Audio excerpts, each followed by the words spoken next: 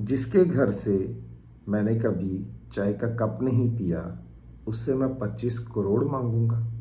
मैंने जो भी किया इंसानियत के नाते किया।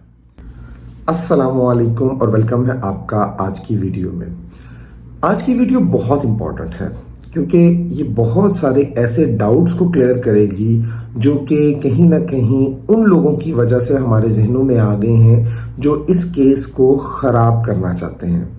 जी हाँ, तो मैं बात कर रहा हूँ सीमा हैदर केस की। सीमा हैदर केस में जब से अंसार बर्नी साहब का नाम आया है तो अंसार बर्नी साहब को लेकर बहुत सारे आरोप और बहुत सारे उन पर इल्ज़ामात लगना शुरू हो गए हैं। ये ख़ास तौर पर उस साइड से, बॉर्डर के उस साइड से जो है मुख्तलिफ तरह के जो चैनल्स हैं जिनकी शायद अपनी तो कोई अथेंटिसिटी नहीं या अपनी कोई क्रेडिबिलिटी नहीं, लेकिन वो इस तरह के आरोप लगा रहे हैं सरबजीत सिंह के हवाले से और अंसार बर्नी को उसमें इन्वॉल्व करने की बहुत सारी जो है वो कोशिशें की जा रही हैं। उनके थंबनेल्स देखें, उनकी बात करने का अंदाज देखें, या जो वो बात करते हैं जिसमें सच्चाई तो कुछ भी नहीं है, लेकिन फजूल की बहस करके, फजूल की बात करके एक्चुअली में अंसार बर्नी साहब की जो पर्सनैलिटी है उसको डैमेज करने की कोशिश है। क्योंकि कहीं ना कहीं उनको लगता है कि सीमा हैदर केस में ये एक बहुत बड़ा जो है वो चेंज आया है, बहुत बड़ी डेवलपमेंट हुई है और बहुत पॉजिटिव जो है वो डेवलपमेंट हुई है। तो इसी केस के हवाले से हम बात करेंगे, स्पेसिफिकली सरबजीत सिंह के हवाले से। आपको मैं थोड़ी सी इसकी हिस्ट्री बताऊंगा, इसके बारे में थोड़ा सा समझेंगे और फिर देखेंगे कि अंसार बर्नी का स्टैंड इस हवाले से क्या था। Sarabjit Singh was the person जो कि लाहौर और फैसलाबाद में बॉम्ब ब्लास्ट जो हुए थे उनमें 1990 के अंदर अरेस्ट हुए थे। ये एलिगेशंस लगी थी, बाद में इन्वेस्टिगेशन हुई और इवन ये सुप्रीम कोर्ट तक बात की और सुप्रीम कोर्ट से उनको जो है वो सजाए मौत का जो है वो फरमान जो है उनके लिए जारी हो गया। अब सवाल यहाँ पर उठता था कि इंडिया की तरफ से ये कहा गया कि वो एक्सीडेंटली क्रॉस कर गए थे बॉर्डर और ये मामला था, बट उनको वहां पर जो है वो गलत तरीके से जो है वो डील किया गया। हम इन सारी चीजों को, बात को छोड़ते हैं और हम करते हैं कि सरबजीत सिंह का काफी अरसा, लाइक 20 ईयर्स जो है वो पाकिस्तान की जेल में कैद रहे। अब अंसार बर्नी साहब का इस केस से क्या लेना देना था, किस तरह से वो अटैच हुए। अंसार बर्नी साहब गए थे इंडिया और वहां पर खलील चिश्ती के हवाले से जो है वो उनका एक विजिट था, लेकिन उन्होंने दिलबीर कौर जो कि 8 साल से एक कैंपेन चला रही थी अपने भाई को जो कि सरबजीत सिंह हैं उनको वापस लाने के लिए, या उनको जो है वो किसी तरह से इंसाफ दिलाने के लिए, क्योंकि उनकी नजर में वो समझती थी कि वो एक्सीडेंटली क्रॉस किया गया है बॉर्डर को और वहां जाकर वो फंस गए हैं। अब अंसार बर्नी साहब ने विजिट किया दिलबीर कौर पर और उन्होंने उनको इस बात का यकीन दिलाया कि एटलीस्ट वो ये जरूर कोशिश करेंगे कि किसी तरह से भी जो उनकी वो सजाए मौत है उसको वो जो है वो उम्र कैद में कन्वर्ट कर दिया जाए, उनको लाइफ टाइम जो इम्प्रिजनमेंट होती है उसमें कन्वर्ट कर दिया जाए। और उनके ये ऑन रिकॉर्ड है, ये वीडियो है कि अगर कोई सजाए मौत का शख्स 20 साल 21 साल एक जेल में गुजार लेता है तो वो तकरीबन 21 साल रोज मरता है और रोज जीता है, बिकॉज उनके लिए एक दिन भी एक सजाए मौत के शख्स के लिए 1 साल के बराबर होती है। तो ये ऑन रिकॉर्ड उनके अल्फाज हैं और उनकी पूरी कोशिश थी कि किसी तरह से इनको सबसे पहले तो उनकी जो सजा है, सजाए मौत है, उसको किसी तरह से उम्र कैद में कन्वर्ट किया जाए और उसके बाद फिर हम पिटीशन प्ली करें। और उस वक्त जरदारी साहब की हुकूमत थी और इनका पूरा एक तरीकाकार था कि किसी तरह से ये किया जाए और बाद में इन्होंने ये एक प्ली जो है वो फाइल भी की थी।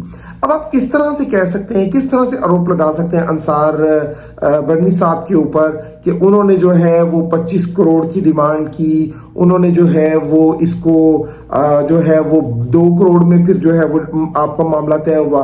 It is totally impossible, it's a wrong doing. एक शख्स अगर खुद इंडिया में किसी और विजिट की वजह से गया है और उसके बाद वो जाकर उस औरत के साथ खड़ा है और वहां पर इतनी हमदर्दी की बात कर रहा है और फिर उसको एक्नॉलेज भी किया गया बाद में, ये एक अलग बात है कि उस केस का अंजाम अच्छा ना हुआ और सरबजीत जो सिंह है वो किसी तरह से उनकी डेथ हो गई। अब यहाँ पे 2 एलिगेशंस हैं, कुछ लोग कहते हैं कि मेडिकल ग्राउंड्स पर हुई थी और कुछ लोग कहते हैं कि जिनको जेल में मार दिया गया था।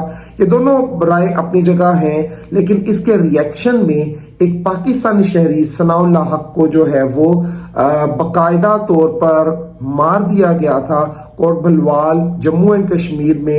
وہ ایکسیڈنٹلی کراس کر گئے تھے بارڈر کو، کیونکہ سیالکوٹ کا ایریا ہے، سیالکوٹ کے ایریا میں بہت قریب ہے بارڈر، تو ایکسیڈنٹلی کراس کر گئے تھے اور ان کو قید کر دیا گیا تھا کوٹ بھلوال جیل جو تھی وہاں پر جموں اینڈ کشمیر میں.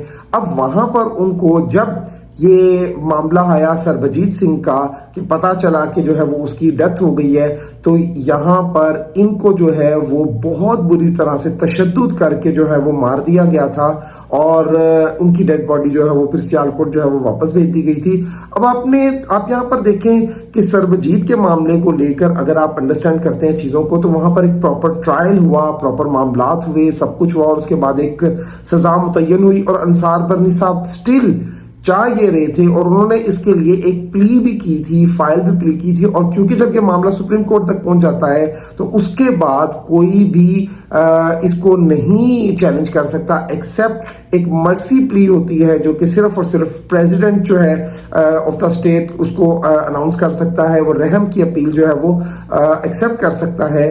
اور یہ والی اپیل جو تھی یہ انصار برنی کے طرف سے جو ہے وہ بھیجی گئی اور اس کو کنورٹ کر دیا گیا تھا لائف ٹائم پریزنٹمنٹ میں. تو ایک اتنی اچھی اچیومنٹ کی گئی، اتنا اچھا معاملہ کیا گیا. انصار برنی کا ایک بہت اچھا گیسچر تھا.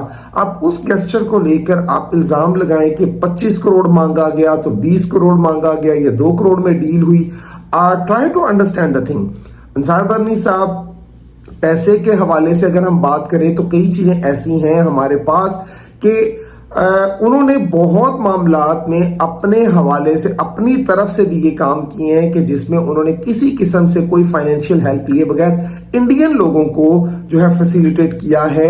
بہت ساری معاملات ہیں، بحری قزاق تھے، یمن میں لوگ پھنس کے تھے انڈین پاکستانی، جس طرح سے انہوں نے ان کو نکالا اور جس طرح سے انہوں نے انڈینز کو اپنے ملک بھیجا.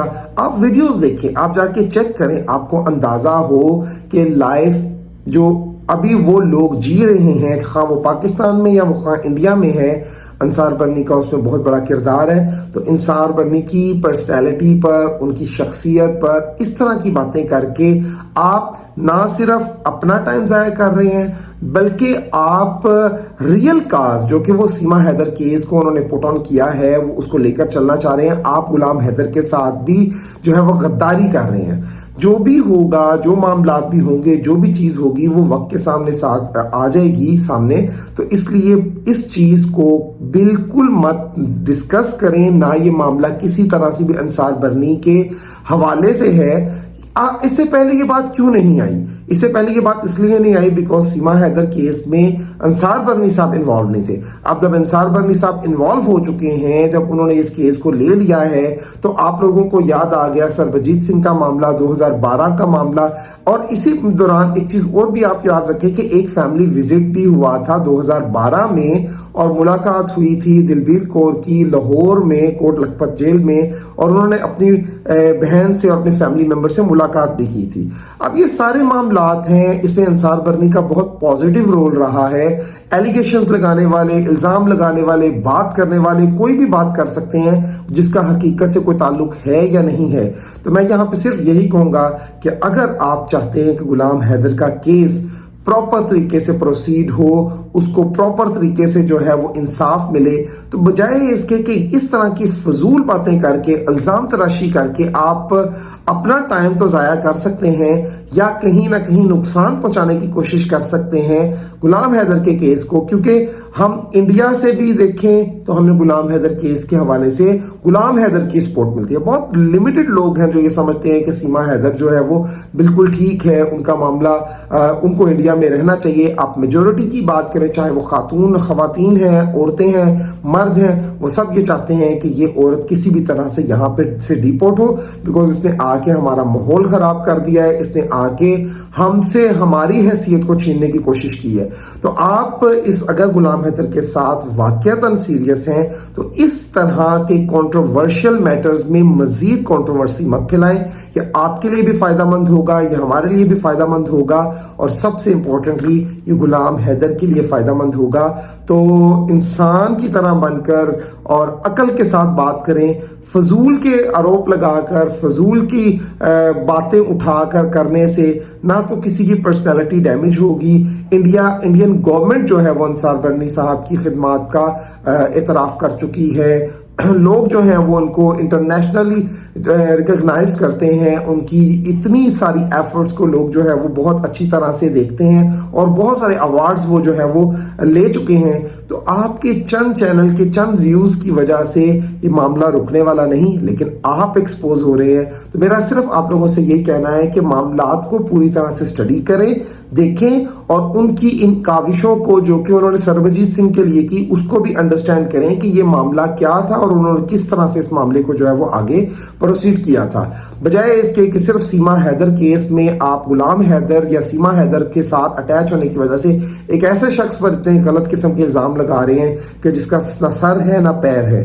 तो उम्मीद करता हूं आपको मेरी बात समझ लगी होगी, उम्मीद करता हूं आपको ये केस की अंडरस्टैंडिंग हुई होगी और आप इस चीज को अच्छी तरह से समझ गए होंगे और कोशिश करेंगे कि किसी किस्म की फजूल काम से इस केस को खराब करने की कोशिश नहीं करेंगे। आपका बहुत बहुत शुक्रिया।